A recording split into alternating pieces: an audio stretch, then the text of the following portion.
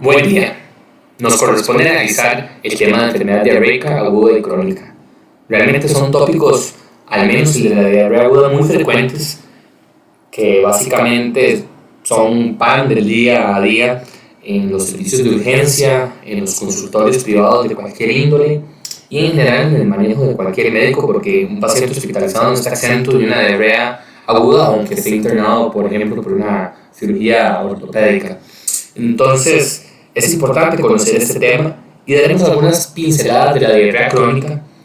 Veremos que la diarrea crónica es una patología un poco más compleja de abordar que requiere de un manejo interdisciplinario y generalmente intrahospitalario, en ocasiones se necesitan algunos estudios de laboratorio y de gabinete especiales, pero les daré tips de cuáles son las situaciones que ustedes pueden empezar a abordar para encaminar al paciente hacia un diagnóstico específico.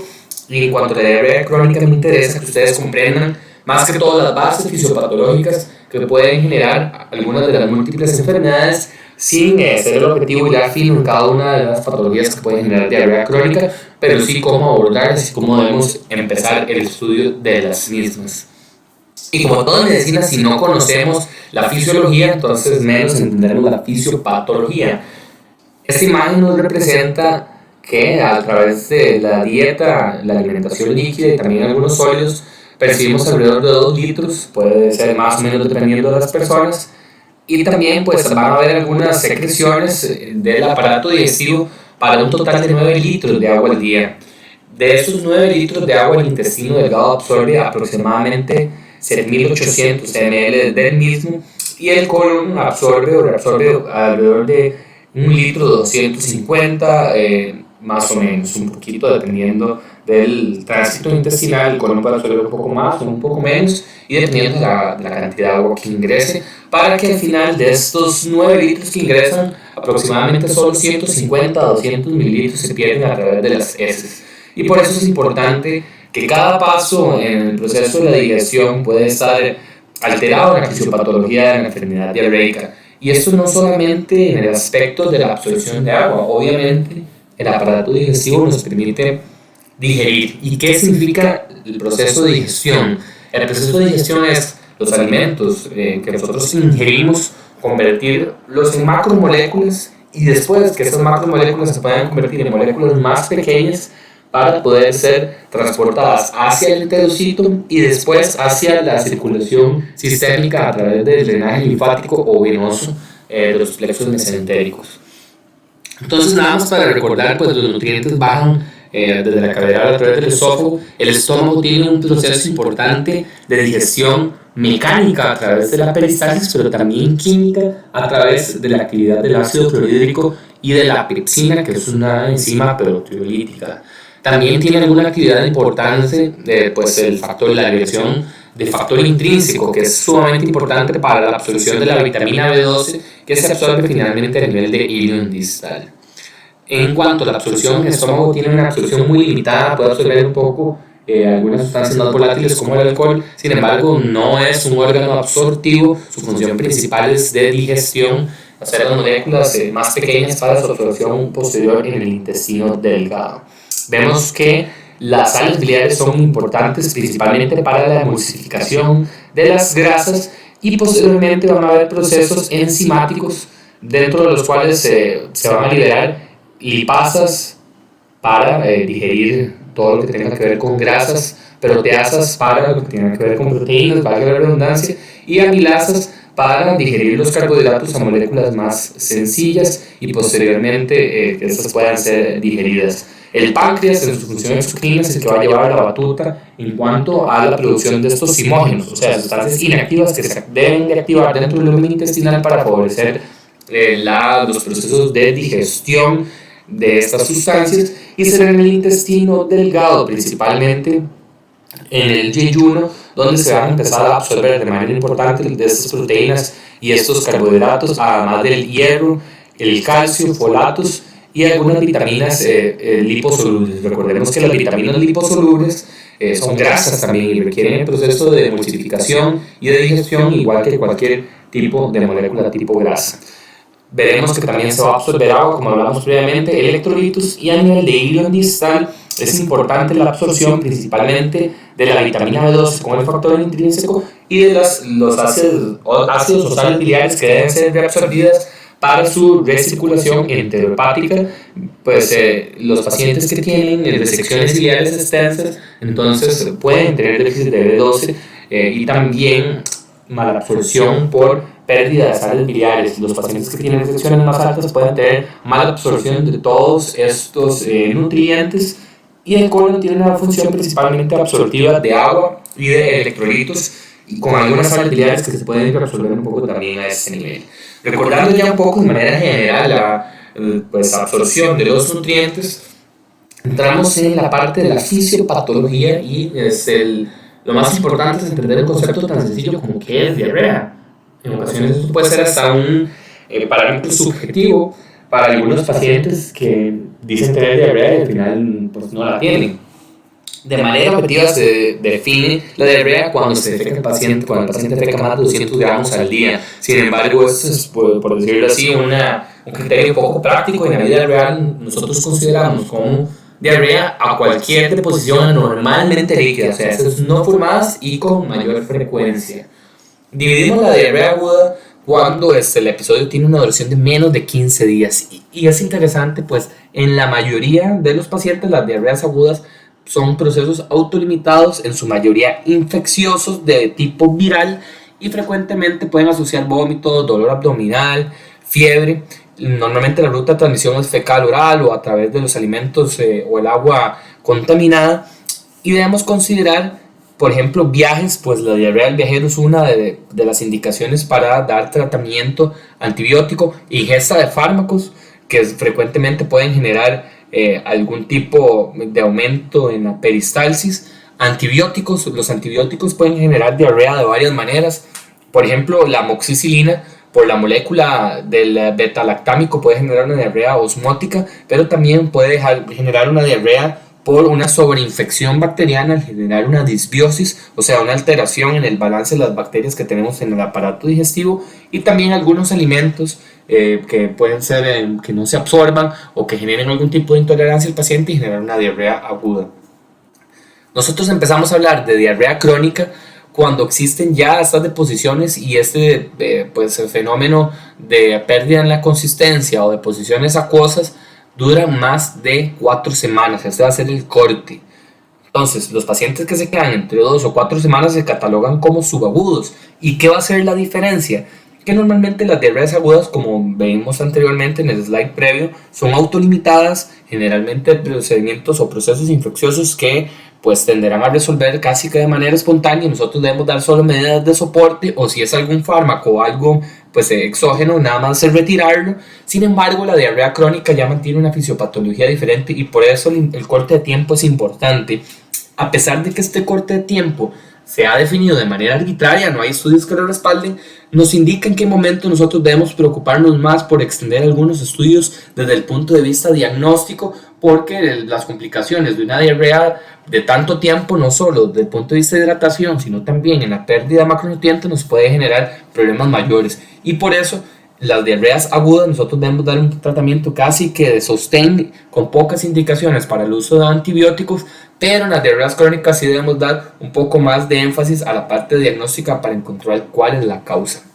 En cuanto a las diarreas agudas, las causas más frecuentes son los procesos infecciosos. Aquí estamos hablando de nuevo de diarrea aguda, y vemos que las bacterias pueden generar varios procesos infecciosos de diferentes maneras, a través de toxinas ya preformadas que a la hora de ingresar al organismo pues van a de manera rápida a generar su efecto. Normalmente esto lo vemos en pacientes que ingieren algunos alimentos contaminados, alimentos de conserva que no han sido adecuadamente manipulados o que ya expiraron, y entonces se puede generar una sobrepoblación de bacterias que liberen toxinas preformadas, y estas generalmente las bacterias que prototipo pueden generarlo son Staphylococcus, el Bacillus cereus, inclusive hay otras bacterias que producen toxinas ya dentro del organismo, o sea que el paciente va a pasar un periodo de incubación y posteriormente va a traer después de la exposición en el cuadro de diarrea, normalmente la E. coli enterotoxigénica o el Vibrio cólera puede generar esto.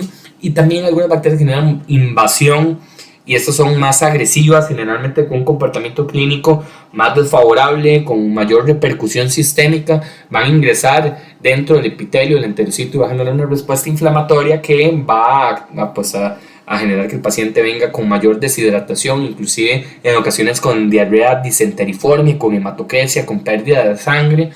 Y las bacterias que pueden generar esto, normalmente los prototipos son la Salmonella, Shigella, la Yersinia, la Campylobacter o la E. coli enteroinvasiva. Tal vez otro tipo de infecciones más sistémicas como la legionela nos pueden generar diarrea, y los procesos virales que son con los que más frecuencia nosotros lidiamos en la práctica clínica, que normalmente generan diarreas autolimitadas, son menos invasivos y con un aspecto un poco más secretor de diarrea, pero también en regiones más aisladas, en áreas rurales o donde hay pues todavía problema con la contaminación en el agua, podemos ver enfermedades parasitarias como la Yardia o la entamedia histiolítica generando cuadros diarreicos agudos.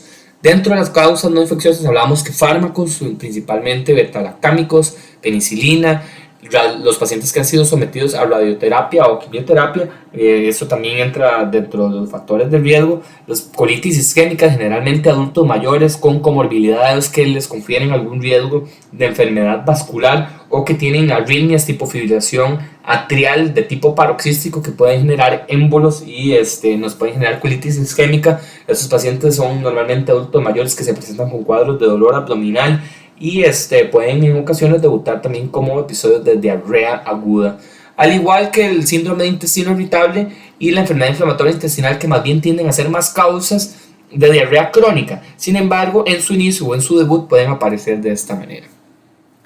En cuanto a la diarrea aguda, nosotros tenemos que considerar algunos criterios de severidad.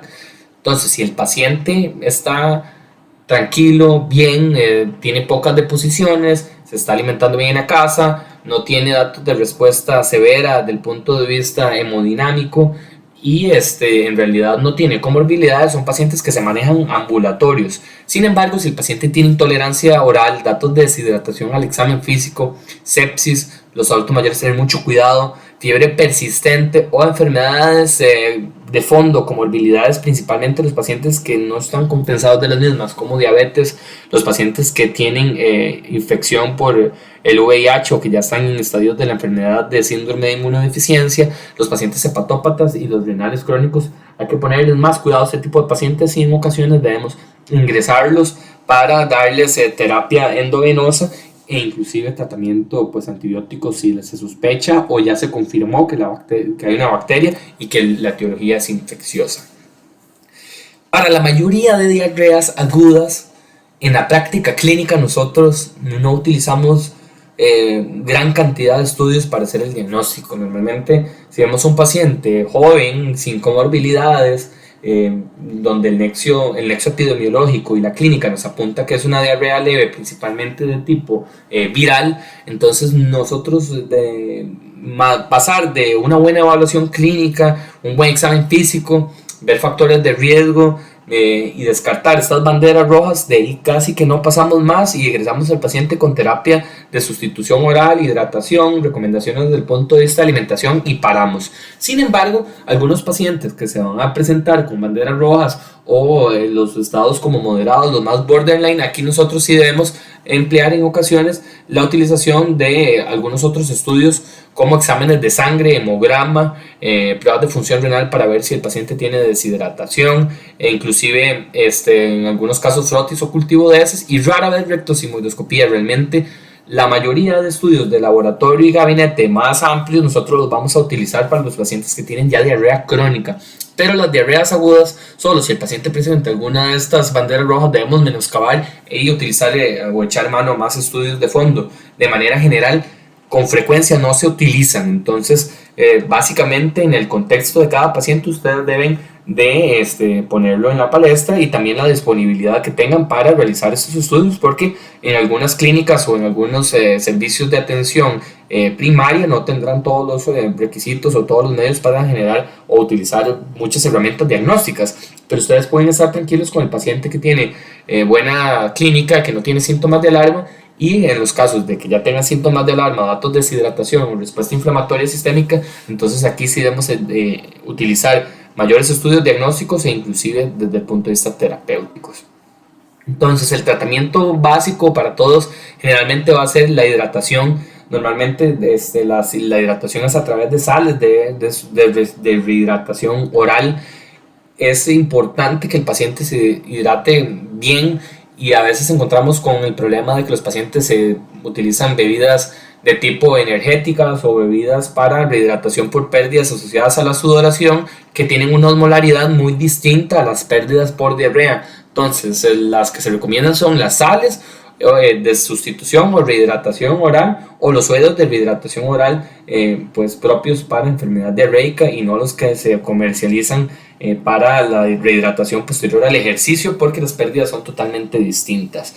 En cuanto a la dieta, bueno, se le recomienda a los pacientes en el periodo agudo tener dietas un poco más blandas, abundantes en líquidos, evitar los lácteos porque la lactasa del ribete o del borde de cepillo en casos de diarrea donde se desfacela el epitelio pues puede generar una deficiencia transitoria de la lactasa. Entonces de evitar los lácteos, evitar comida muy condimentada, evitar comida gaseosa o evitar abusar de la ingesta de comida muy grasosa que puede generar episodios también de dolor o esteatorrea. Y por esos motivos, pues en realidad dan recomendaciones de que la dieta debe ser lo más blanda y sana posible, obviamente haciendo énfasis en el lavado de manos y lavado de los alimentos. En cuanto a los probióticos, realmente los probióticos, los que tienen un poco más de estudios son los que tienen utilizados de fondos el Bacillus clausi y lo que han logrado los probióticos es demostrar una reducción en el tiempo del episodio de la diarrea. O sea, acorta un poco los días de evolución del episodio de diarrea, normalmente 1 o 2 días. Entonces debemos utilizarlos en un contexto apropiado. O sea, si el paciente tiene los medios, ustedes tienen que tener los medios para prescribirlos, se pueden utilizar como un aliado. También los probióticos han tenido alguna utilidad para la prevención de enfermedad diarreica asociados a antibióticos, principalmente a las diarreas que puedan tener relación con Clostridium para la prevención.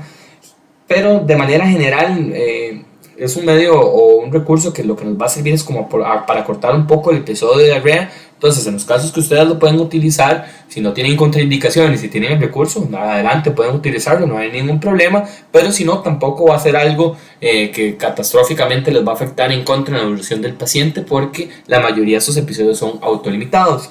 En cuanto a fármacos, antibióticos no, a menos que el paciente se sospeche de una diarrea infecciosa, y eso va a depender obviamente del nexo epidemiológico del paciente, de la historia que les esté contando.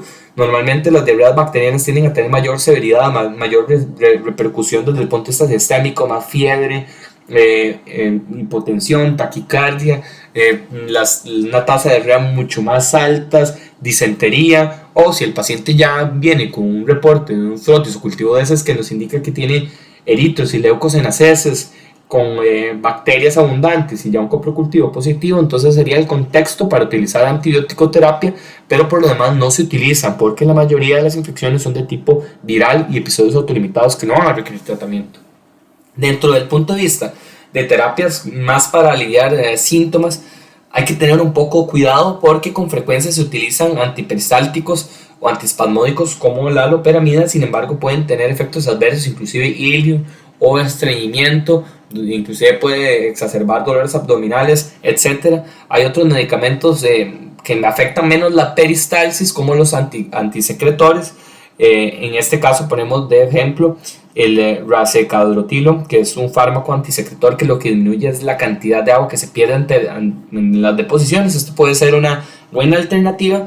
Sin embargo, como les he explicado pues, de manera muy contundente, en el manejo de la diarrea aguda lo más importante es saber diferenciar y encaminar al paciente si va a ser un paciente que va a tener una evolución benigna o si tiene banderas rojas. El paciente que tiene banderas rojas, nosotros debemos dedicarnos más a un poco más el abordaje diagnóstico y de tratamiento, y en los casos leves dan medidas de soporte, de hidratación y de recomendaciones al paciente, y con eso la mayoría se da bastante bien.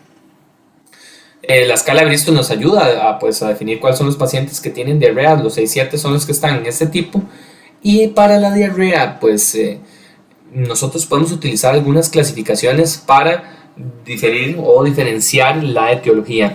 Entonces, y esto utilizamos con mayor frecuencia para las diarreas crónicas, aunque en ocasiones también se pueden utilizar para las diarreas agudas. Vamos a diferirlas o clasificarlas según sus características en acuosas, inflamatorias o esteatorreicas o malabsortivas. Entonces las acuosas las vamos a subdividir en osmóticas y secretoras. Y eso lo vamos a ver más adelante, cómo lo vamos a utilizar, cómo lo vamos a dividir. La diarrea acuosa, que debemos diferenciar entre secretora y osmótica, la diferencia para hacer el diagnóstico es la brecha osmolar en heces. Entonces, básicamente los pacientes que tienen diarrea osmótica tienen un osmolito, que es esto que está en la parte gris de la columna, que no es un osmolito medible, que no está habitualmente en el intestino y que está generando tracción por ósmosis, o sea, se queda dentro del lumen intestinal generando un movimiento, un desplazamiento de agua desde el espacio intracelular o el espacio vascular hacia el lumen intestinal. Y los pacientes que tienen diarrea secretora, en realidad generalmente la fisiopatología es que hay una falla en la permeabilidad y va a haber secreción de los enterocitos de agua y electrolitos hacia el lumen intestinal. Entonces se va a perder de todo, de bicarbonato, cloruro, potasio y sodio. Entonces, a la hora de sumar todos los osmolitos tendremos varios osmolitos. En cambio, en la diarrea osmótica generalmente va a haber un osmolito muy activo que nos va a estar generando aquí un gradiente para la ósmosis. Entonces, a través de la brecha osmolar nosotros podemos calcular cómo está el paciente o cómo está la medida de los electrolitos en las heces. Si la brecha osmolar está aumentada, nos indica que hay un osmolito no medible que nos está generando la diarrea y se puede considerar entonces como una diarrea osmótica. Entonces, para la diarrea acuosa nosotros usamos la brecha osmótica, que se utiliza haciendo una diferencia de 290 menos 2 por la multiplicación del sodio y del potasio. Si la brecha osmótica es más de 125, entonces nosotros catalogamos al paciente como una diarrea osmótica. Y normalmente ese osmolito no medible son en su mayoría pacientes que están utilizando de manera abusiva laxantes, sorbitol u otro tipo de molécula que no pueda ser absorbida. En ocasiones vemos eso como por ejemplo los sustitutos del azúcar, que son azúcares no absorbibles, o con otros medicamentos como la lactulosa y el polietilenglicol, que pueden generar diarreas de este tipo. Y los pacientes que tienen intolerancia a la lactosa se convierten como un osmolito no activo. O sea, la lactosa nosotros normalmente tenemos una enzima, la lactasa, que la convierte en una molécula más pequeña que puede ser absorbible, pero si hay deficiencia de la lactasa, entonces estos pacientes pueden generar diarrea osmótica porque la lactosa se convierte como un osmolito activo y van a tener esta brecha aumentada. Los que tienen una brecha menos de 50, generalmente nosotros lo podemos, dentro del punto de vista clínico, los pacientes tienden a generar diarrea nocturna, o sea, porque no es solo cuando tienen el osmolito activo, sino a cualquier hora del día, y generalmente tienden a ser más copiosas, e inclusive se pueden generar en ayunas. Las causas de diarrea secretoria son un poco más amplias. Aquí ya tenemos causas infecciosas, las que generan un poquito más de diarrea secretoria como causa crónica son la giardia, amibiasis, microsporidium, adenomonas, los pacientes con HIV o síndrome de sobrecrecimiento bacteriano excesivo, en el cual hay un desbalance en la microbiota donde empiezan a crecer aceleradamente bacterias en algún punto del aparato digestivo. Normalmente eso lo vemos en pacientes que tienen algún problema de estasis, de motilidad o de construcciones quirúrgicas, y van a generar un proceso de formación exagerada de bacterias en el aparato digestivo, pues lo que nos va a generar esta morbilidad. Trastornos en la motilidad también nos pueden generar diarreas secretorias, como los pacientes post-varectomía, los pacientes que tienen hipertiroidismo o enteropatías asociadas a diabetes mellitus, los que tienen tumores endocrinos que liberan péptidos que son activos en la motilidad o en la secreción del aparato digestivo, como los tumores carcinoides, el lipoma, el gastrinoma, el fibroncromocitoma, que los vamos a estudiar a través de la medición del ácido 5-hidroxilacético, gastrina, péptido intestinal vasoactivo como granina, histamina o metanefrinas, dependiendo de la causa que estemos estudiando. Aquí, como ya estamos tocando un poquito más el día de los pacientes que tienen diarrea crónica, entonces ya el margen o la palestra de diagnósticos diferenciales es mucho más amplia. Las neoplasias en ocasiones pueden generar diarrea secretora muy rara, generalmente adenomas vellosos que pueden generar un poco de secreción de líquida, los linfomas, la colitis microscópica, que la colitis microscópica básicamente es una enfermedad que la vemos con frecuencia en mujeres que tienen diarrea generalmente de tipo acuosa, y lo que pasa en la fisiopatología es que hay un infiltrado linfoplasmocítico o en la parte de la barrera del enterocito que genera estos problemas de diarrea secretoria, que en los casos más severos o progresivos pueden generar inclusive una colitis colagenosa, donde se genera un depósito o una banda de colágeno debajo de la lámina propia que genera una incapacidad para la absorción de agua, y eso nos puede generar diarrea crónica. Y también los pacientes que tienen problemas desde el punto de vista de absorción por ácidos biliares. La diarrea de tipo inflamatoria nosotros normalmente la vemos a través del frotis, el paciente que tiene leucos y eritos o sangre oculta en las heces. Otro estudio del cual podemos utilizar a mano la calprotectina fecal, que no la tenemos a mano en todos los laboratorios, pero sí se hacen en muchos laboratorios nacionales, tanto a nivel público como privado, y básicamente el corte de más de 50 calprotectina nos hace pues, sospechoso que la diarrea puede ser de tipo infeccioso. La calprotectina es una proteína que es liberada principalmente por los polimorfos nucleares, pero también por algunos otros linfocitos y los macrófagos, y lo que nos habla es de una activación del sistema inmune. Entonces, niveles altos de calprotectina fecal lo que nos habla es de inflamación en el aparato digestivo, y también la presencia de leucos o eritos, principalmente los leucos de manera más directa y los eritos de manera indirecta nos hablan de procesos inflamatorios. Dentro de los diagnósticos diferenciales de diarrea inflamatoria, principalmente causas crónicas, tenemos a los pacientes con enfermedad inflamatoria intestinal, como el Crohn-Cusi, y aquí ya tenemos que utilizar endoscopía para hacer el diagnóstico, pero algunas causas infecciosas, como hablamos principalmente las bacterias más invasivas, pueden generar diarreas inflamatorias, y de manera crónica, el Clostridium, los pacientes principalmente que han estado expuestos a antibióticos, pero no todos, algunos pacientes como renales crónicos también pueden hacer de enfermedad rica por Clostridium sin el antecedente o pues el nexo epidemiológico del uso previo de antibióticos. Los pacientes que tienen tuberculosis intestinal, normalmente la tuberculosis afecta el colon, pero también puede afectar el ileum distal. Enfermedades virales que normalmente se ven en pacientes con algún grado de inmunocompromiso, como el Epstein-Barr o el citomegalovirus, o inclusive se pueden generar úlceras por herpes virus. La entameia histriolítica también puede generar este tipo de diarreas de tipo inflamatorio, y entonces esos pacientes ya nosotros vamos a entrar en un poquito más de estudio para ver cuáles son las causas. Y el último grupo son los pacientes que se catalogan, entre comillas, como esteatorrea, aunque en realidad lo que tienen son diarreas por mala absorción. Es importante hacer la diferencia desde el punto de vista de descripción de la palabra entre maldigestión y mala absorción. Maldigestión es que hay una hidrólisis deficiente de los nutrientes, y normalmente esto lo vemos cuando hay una enzima que está carente, algún zimógeno que no se está activando o que no se está produciendo, como por ejemplo en los pacientes que tienen pancreatitis crónica. Entonces, o los pacientes que tienen colestasis, que no tienen adecuada emulsificación de las grasas para absorber los lípidos.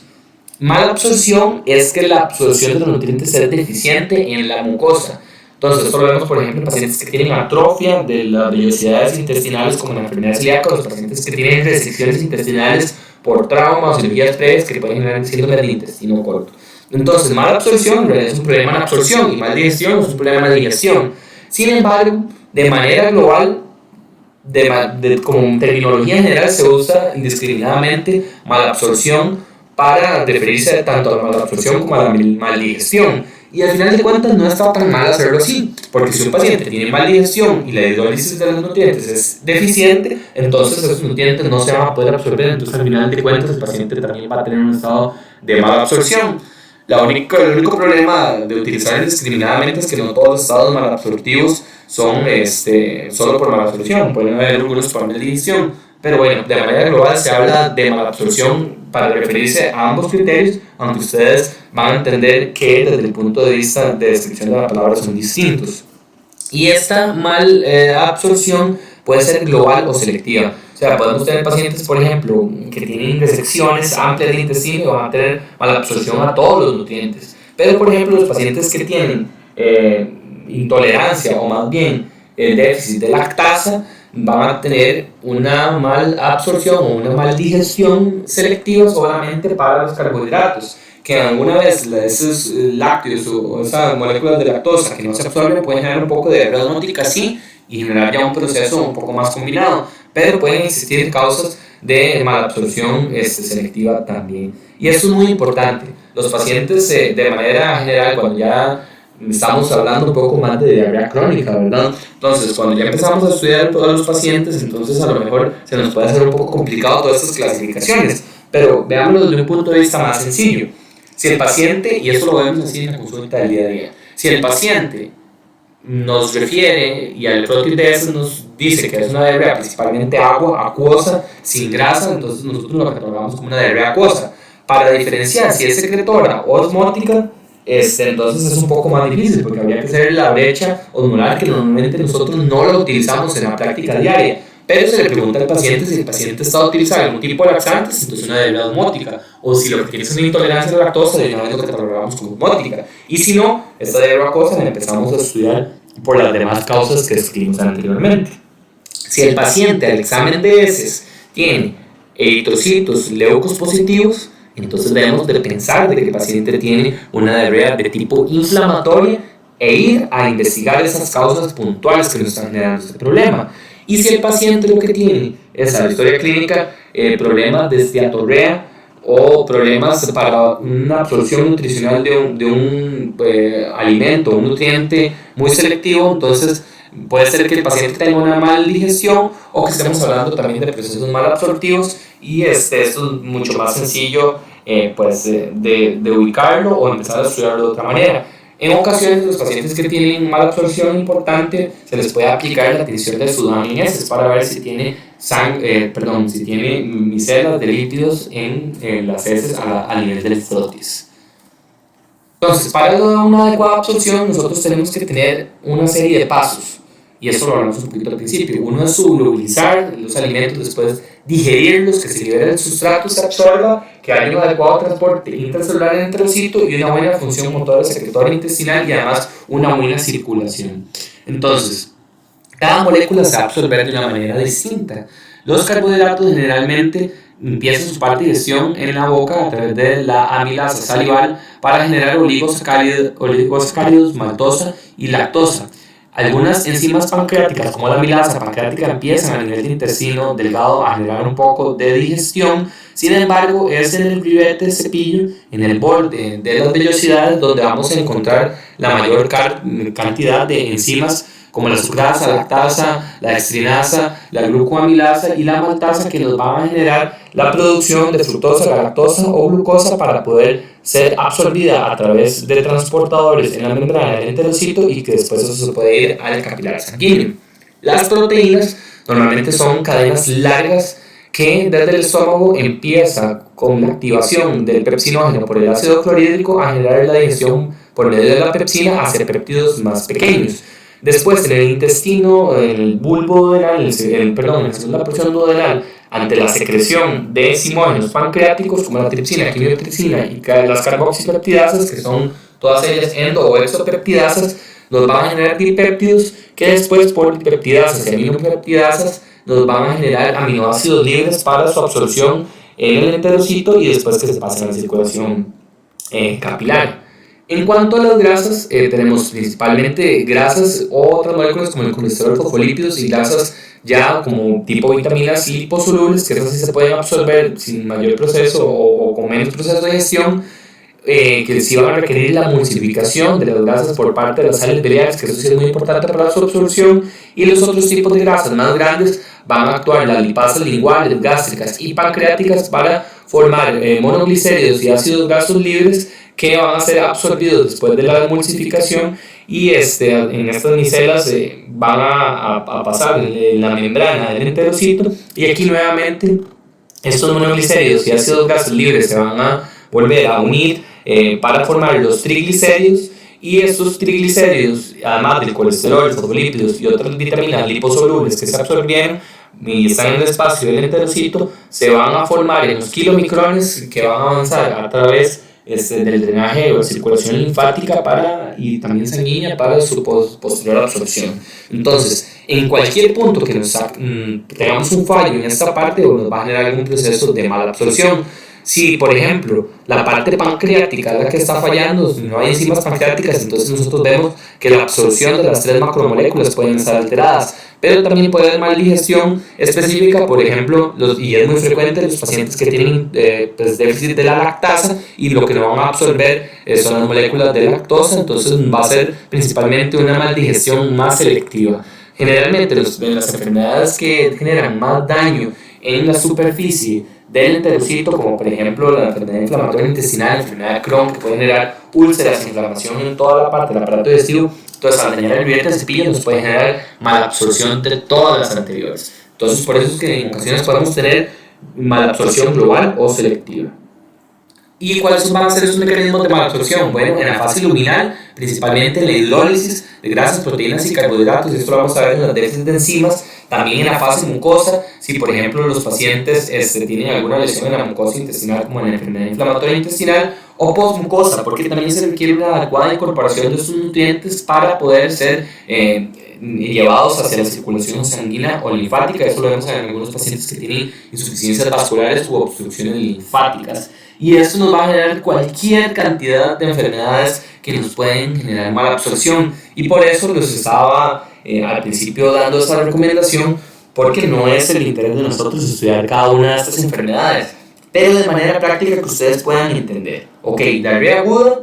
Entonces, un grupo totalmente aparte de pacientes que lo que van a requerir en su mayoría es un manejo un poco más sintomático de soporte, a menos que tengan alguna bandera roja, que en estos casos sí debemos dar un tratamiento un poco más agresivo desde el punto de vista terapéutico y también en estudios de laboratorio y gabinete. Punto, cortamos ahí.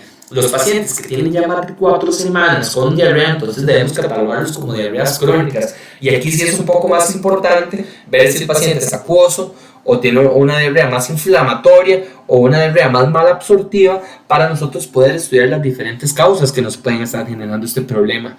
Lo difícil de estudiar la diarrea crónica es que todos estos procesos se pueden entrecruzar. Por ejemplo, una infección importante por Clostridium difficile nos puede dar una diarrea inflamatoria, pero también puede dar una diarrea secretoria, y en casos donde ya se empieza a dañar o pues pueden ser más severos, algunas infecciones entéricas que afectan más el intestino delgado pueden generar inclusive estados de mala absorción. Entonces esto genera un poco más de dificultad, pero por lo menos es importante que ustedes entiendan cómo abordar de manera inicial una diarrea crónica y cuándo saber diferirla para manejo por un subespecialista.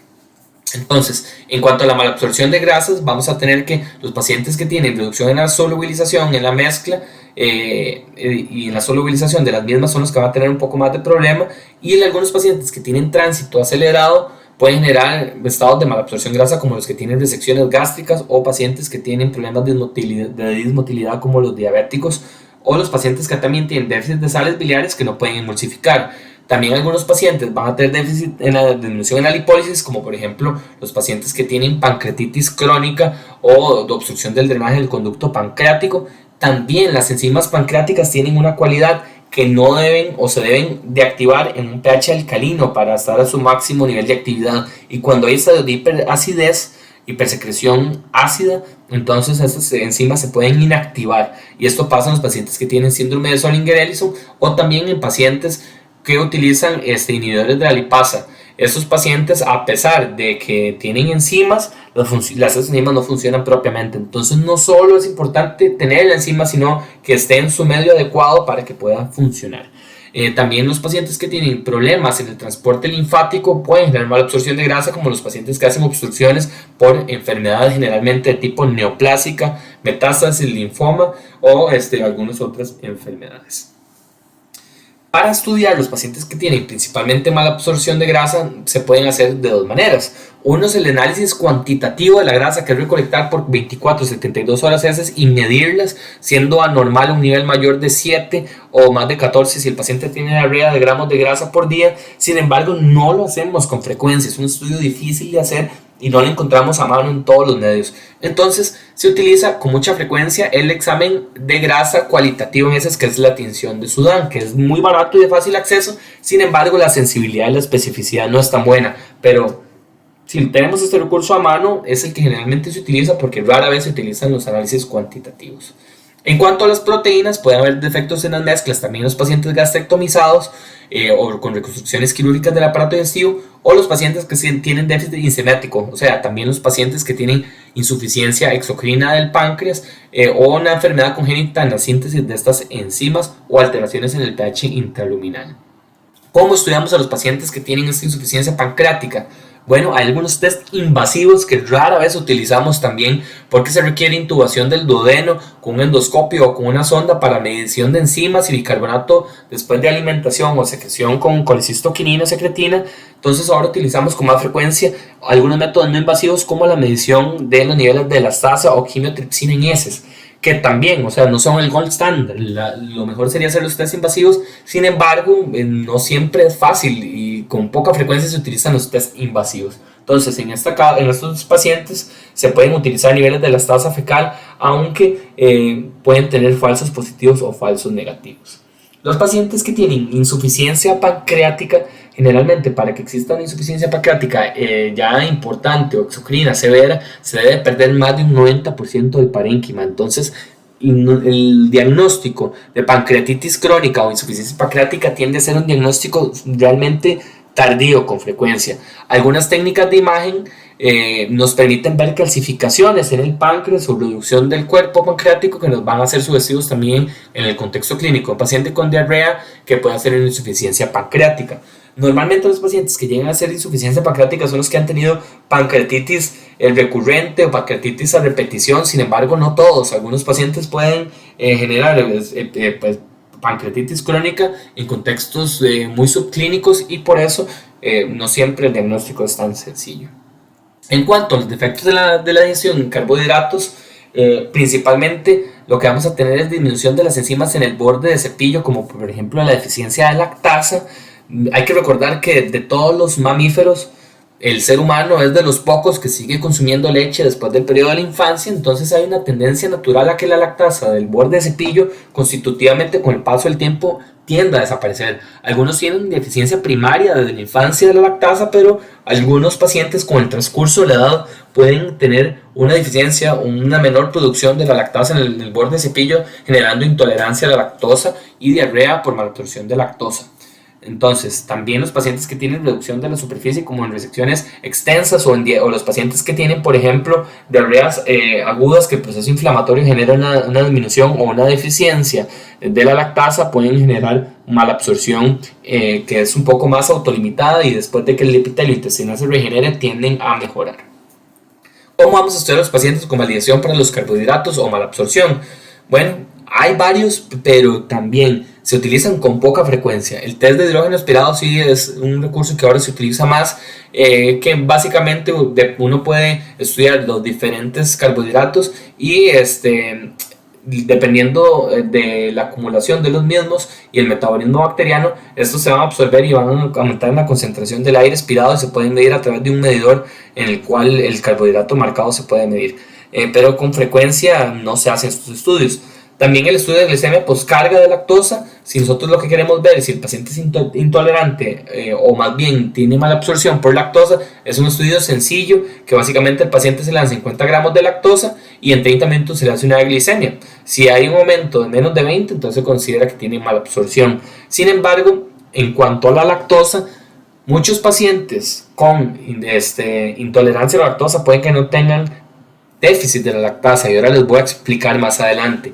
Por eso con frecuencia no hacemos este estudio, porque al final de cuentas si el paciente es intolerante a la lactosa es mejor quitarla aunque no tenga mala absorción. Ahora se los voy a explicar más adelante cuál es ese concepto.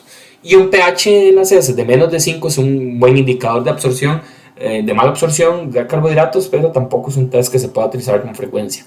O sea que para la mala absorción de carbohidratos en la práctica clínica habitual no echamos tanta mano a estos recursos, generalmente lo hacemos a través de la clínica. O sea, si el paciente dice que al ingerir lácteos le da intolerancia, bloating, distensión y diarrea, entonces simplemente se le quita. El diagnóstico también es, obviamente, la conducta desde el punto de vista de examen físico a veces nos da la mayoría de diagnósticos. En ocasiones se pueden utilizar otros tests como los azúcares reductores en heces, pero tienden a ser estudios poco específicos.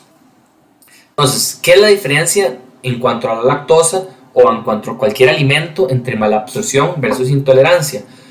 La mayoría de pacientes que tienen malabsorción van a tener intolerancia porque no están absorbiendo un nutriente y les va a generar síntomas.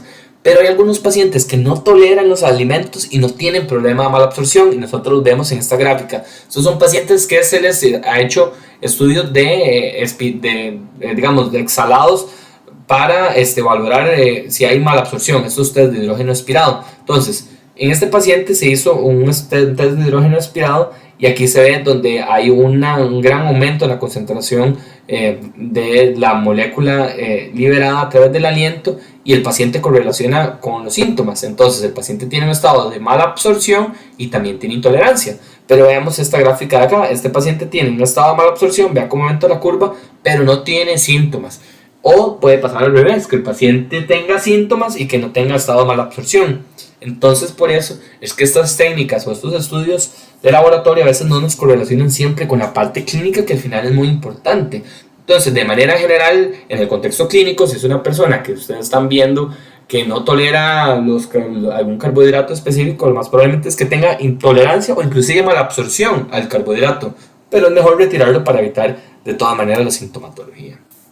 Nada más unas palabras en cuanto a la enfermedad celíaca, porque eso es un tema que está muy de moda, realmente es menos frecuente de lo que pues, se habla en la calle. Sin embargo, el paciente pues lee en internet y de los primeros diagnósticos que les va a salir cuando tengan diarrea crónicas que pueden ser celíacos. Entonces nosotros debemos de entender un poco la enfermedad. Básicamente es una enfermedad inmunológica que se genera ante la exposición del gluten, que va a generar una reacción, un mecanismo inmunológico que al final de cuentas va a generar anticuerpos contra la gliadina, que es una porción de la proteína que encontramos en el gluten, y eso nos va a desencadenar una respuesta inmune. Cada vez que el paciente come, van a llegar neutrófilos, polimorfonucleares, células NK, y van a empezar a destruir los enterocitos, generando atrofia, o sea, adelgazamiento de las vellosidades, con una hiperplasia de las criptas. Entonces esto nos va a generar que al disminuirse estas vellosidades del borde en cepillo, va a haber procesos de mala absorción por disminución en la superficie absortiva, pero también se van a perder las enzimas del ribete en cepillo. Entonces, estos pacientes tienen este problema. Ahora, hay algunos pacientes que son celíacos. Normalmente los pacientes celíacos cumplen varios criterios diagnósticos. Uno es una biopsia que nos hable de atrofia. Dos es que el paciente tenga pruebas serológicas que confirmen la enfermedad. Los más frecuentes que utilizamos son los anticuerpos antitransglutaminasa, y los anticuerpos antiendomisio o antigliadina deaminada. Esos son los que tienen mejor sensibilidad y especificidad. Sin embargo, esos estudios, si el paciente está en una dieta libre de gluten, pueden salir falsamente negativos. También tenemos los HLAs, que los HLAs que están asociados a enfermedad celíaca, o sea, los complejos mayores de histocompatibilidad que pueden dar un riesgo para enfermedad celíaca, son el DQ2 y el DQ8.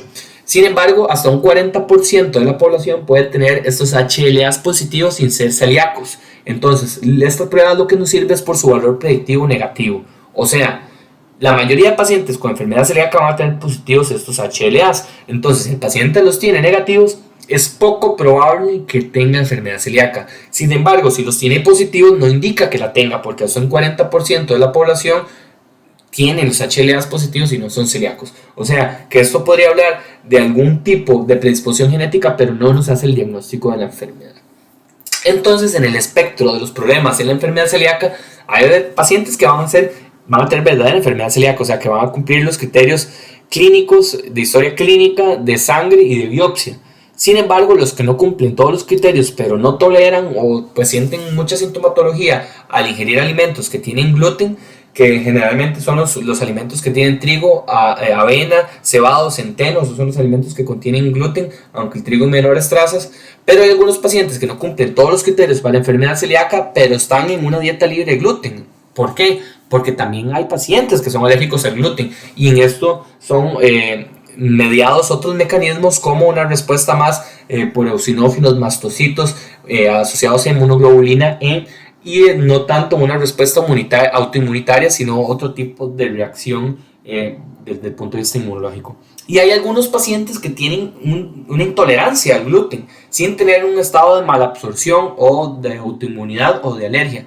Y eso lo vemos con frecuencia en muchos pacientes que tienen un síndrome digestivo irritable, que al hacer cambios en el patrón de alimentación y al limitar el gluten, entonces tienen mejoría en los síntomas. Entonces, por eso es que hay tanto paciente en la calle con dieta libre de gluten. Sin embargo, no significa que todos sean celíacos. Los pacientes celíacos normalmente lo hacemos a través de los tests, que lo más importante son anticuerpos transglutaminasa tipo IgA, siempre descartar o estudiar que el paciente no tenga déficit de IgA para poder usar este estudio con muy buena sensibilidad, y si no, la antiagliadina laminada o el antiendomicio.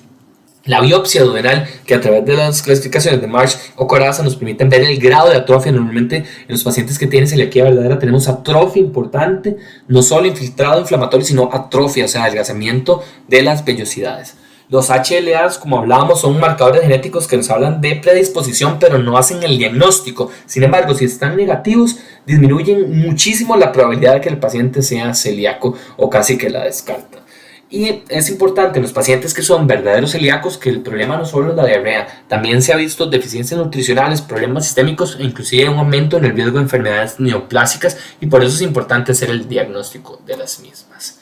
Para ir concluyendo, algunos diagnósticos diferenciales de la enfermedad celíaca: el sobrecrecimiento bacteriano, enfermedades ya de tipo infeccioso, el espurio tropical, la enfermedad inflamatoria intestinal, enteritis eosinofílicas, que lo que vemos es un infiltrado normal de eosinófilos en todo el aparato digestivo que se puede generar en diferentes partes. En el esófago normalmente lo que generan más es como problemas de disfagia, que se ven pacientes normalmente jóvenes, varones, que tienen asma o alergias. También el espectro de la enfermedad eosinofílica del aparato digestivo puede afectar el estómago, el intestino delgado o hasta el colon, y eso nosotros lo vemos o lo diagnosticamos a través de las biopsias. Por eso en los estudios por diarrea crónica normalmente echamos mano a la endoscopía. La duodenitis severa también puede generar un poco de diagnóstico diferencial con la enfermedad celíaca, porque va a haber inflamación del duodeno. Nosotros normalmente las biopsias las tomamos del duodeno, pero los pacientes que tienen duodenitis tienen inflamación y normalmente no tienen atrofia severa, que eso es lo que nos diferencia a los pacientes celíacos. Al igual que las enteropatías por AINES y los pacientes que tienen digestivo irritable y gluten sensible son parte de los diagnósticos diferenciales de la enfermedad celíaca. Y con eso cierro este paréntesis pequeñito de enfermedad celíaca. Habíamos hablado que no íbamos a tocar todos los temas que nos pueden generar diarrea crónica, pero me interesa que se lleven estas perlas de la enfermedad celíaca. ¿Qué vamos a hacer en todos los pacientes que tienen diarrea crónica? Bueno, aquí sí es importante los estudios. Entonces, siempre, y eso nos lo dicen los maestros, el 80-90% de los diagnósticos en la medicina los vamos a hacer a través de la historia clínica del examen físico. Y suena como algo ya rebuscado decirlo, pero es que es la verdad, y uno conforme va avanzando en la carrera se va dando cuenta que es cierto. Porque si vemos para las diarreas crónicas, principalmente para la malabsorción, hay un montón de estudios y al final de cuentas en la práctica clínica empleamos pocos de ellos. ¿Por qué? Porque a veces con herramientas más sencillas, en un buen contexto y encaminando bien al paciente y utilizando la lógica y los datos que nos está dando el paciente que está frente a nosotros, logramos más cosas. Lo que pasa es que vivimos en una medicina tan modernizada que en ocasiones se nos olvida un poquito la importancia de esto. Y por lo menos en la diarrea crónica, la historia clínica es importantísimo. Ver qué alimentos al paciente le generan más síntomas, si hay antecedentes heredofamiliares de enfermedad celíaca, ver si el paciente con exámenes muy básicos, con un frotis de heces, con un hemograma, con unas pruebas de electrolitos, si realmente él está bien, si tiene anemia, si la anemia es microcítica hipocrómica, sugiriendo que sea algo más por déficit de hierro, o si es una anemia más megaloblástica que nos puede hablar de una anemia perniciosa. Eso también nos va a ayudar los índices férricos.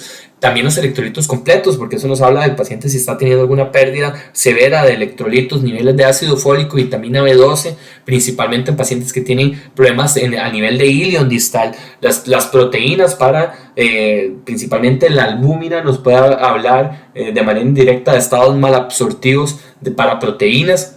Aunque debemos recordar que la albúmina también se puede disminuir por otras circunstancias. Por ejemplo, los pacientes que tienen enfermedades inflamatorias crónicas o agudas severas, porque la albúmina es también una proteína producida a nivel hepático y puede comportarse como un reactante de fase aguda negativa, o sea que se disminuye cuando hay un proceso inflamatorio. Y también algunas enfermedades pueden perder albúmina, como el síndrome nefrótico. Entonces no solo las enteropatías perdedoras de proteínas nos van a generar hipoalbuminemia, pero es parte de lo que debemos pedir en los estudios iniciales. Y vean que con cosas muy básicas podemos estudiar y analizar bastantes cosas, y con un examen de heces, frotis de heces y un frotis y cultivo de heces inicial podemos sacar mucho detalle. Podemos ver si solo la diarrea es acuosa, entonces ir estudiando si es secretora o osmótica a través de la historia clínica, o si tiene eritrocitos y leucocitos, estudiar causas ya más de tipo diarrea inflamatoria, o con una tinción de Sudán ver si el paciente puede estar en un estado ya de malabsorción, que normalmente la malabsorción la vemos, la manifestación más frecuente es a través de la esteatorrea, porque la absorción de proteínas y carbohidratos es menos frecuente verla, o la vemos en estadios más avanzados, a menos que el paciente tenga un problema de maldigestión específico para alguna de estas circunstancias. Si sospechamos que el paciente puede tener insuficiencia pancreática, al menos, aunque no es el mejor estudio desde el punto de vista de sensibilidad y especificidad, podemos emplear una elastasa fecal para aportar elementos diagnósticos en el paciente. Entonces, a pesar de que los estudios que hay para diarrea crónica, los gold standard, son estudios muy invasivos o difíciles de hacer, y los demás estudios que son menos invasivos, la sensibilidad y la especificidad tal vez no es el 100% en el contexto apropiado. Por ejemplo, un paciente que tiene episodios de pancreatitis recurrente y que se manifiesta ahora con esteatorrea y con elastasa fecal aumentada en las heces, disminuida en las heces, entonces para nosotros, en ese contexto clínico, y además si tiene unas imágenes que nos habla que el cuerpo pancreático está calcificado, entonces nos hace muy sugestivo de que el paciente tenga un proceso de pancreatitis crónica. Entonces, en este caso, el páncreas no va a producir esta enzima, la elastasa, y va a estar disminuida en las heces. Entonces, aportando diferentes elementos diagnósticos, podemos analizar y encaminar al paciente para ver qué estudios más va a requerir y poder ir viendo el diagnóstico. La endoscopía ayuda principalmente los pacientes que tienen diarrea crónica, y es una indicación frecuente. Por ejemplo, podemos ver las úlceras de enfermedad Crohn, o los pacientes en intestino delgado, podemos ver este puntilleo por acumulación de lípidos en la mucosa intestinal, principalmente los pacientes que tienen linfangiectasia intestinal, aunque a veces se pueden ver de manera esporádica en algunos pacientes y que no significa algún problema. Rara vez en la endoscopía del duodeno vemos esto, donde se ven ya atrofia de las vellosidades y estos pliegues que tienen un aspecto como empedrado o adoquinado, sugestivos de enfermedad celíaca. Normalmente los pacientes con celiaquía, para que lleguen a estos grados que se pueden ver en la endoscopía, tienen enfermedades muy avanzadas. De manera inicial es la biopsia la que nos ayuda para encontrar cuál es el diagnóstico, y nosotros no solo tomamos biopsia del duodeno cuando sospechamos una enfermedad de diarrea crónica o cuando estamos en ese contexto, sino con gran frecuencia tomamos biopsias también del estómago, del esófago, para ver si, por ejemplo, el paciente tiene una enteritis eosinofílica o problemas asociados a Helicobacter pylori, etc. También tomamos biopsias del colon al azar para poder ver si el paciente tiene una colitis microscópica, lo que hablábamos, que puede ser linfocitaria o colagenosa, y son pacientes que tienen colonoscopía normal, pero a la hora de la biopsia es donde vemos ese infiltrado en la lámina propia de colágeno, o un infiltrado linfoplasmocítico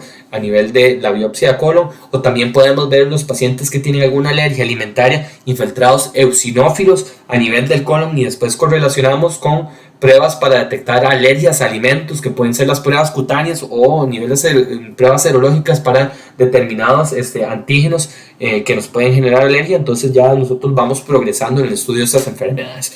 Entonces, de manera general, al inicio ir encaminando al paciente, y conforme vayamos haciendo los estudios, estos estudios nos van a ir dando las herramientas para ir a buscar el montón de diagnósticos diferenciales que pueden tener los pacientes con diarrea crónica. Muchas gracias. Que tengan buen día. Espero que esta revisión les sea de utilidad, y el principal consejo es que la historia clínica, encaminar adecuadamente al paciente en el adecuado contexto y con algunas herramientas sencillas, nos puede favorecer para, tal vez no siempre lleguemos al diagnóstico final, pero sí encaminar adecuadamente al paciente en su manejo y en su búsqueda de la causa de fondo, principalmente para las diarreas crónicas. Muchas gracias.